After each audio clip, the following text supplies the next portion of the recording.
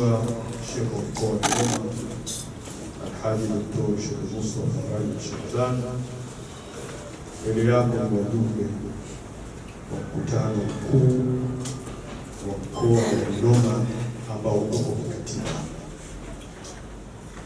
Kama ulivyosema, lengo kuelekea katika uchaguzi mkuu wa kuwapata viongozi wa mkoa wa Dodoma. Nachukua fursa hii kuomba usimame ili uweze kuongea na wajumbe wako hawa, wapenzi wako ambao wanakupenda sana, wana imani kubwa sana na wewe katika uongozi wako pamoja na wewe, wajumbe ambao wameunda umoja mzuri kabisa wa Waislamu katika mkoa huu ndani ya BAKWATA.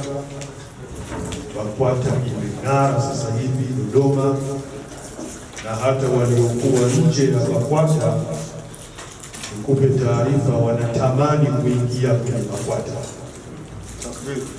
Zamani shehe wa mkoa kina Mzee Mtala wako hapa, wazee wenzangu katika baraza, ilikuwa hata ukimpelekea fomu mtu kujiunga na nafasi yoyote katika BAKWATA hataki.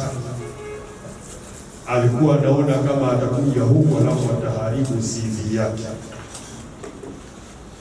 Lakini sasa hivi BAKWATA hii chini ya uongozi wa Mheshimiwa Mufti wa Tanzania Dr. Sheikh Abubakar Zubeir bin Ali Mungwana kitaifa, lakini chini ya uongozi wako Alhaji Dr. Sheikh Mustafa Rajab Shaaban, toka umeingia madarakani, BAKWATA imekuwa ni chombo ambacho kila mmoja sasa anatamani kuingia kwenye chombo.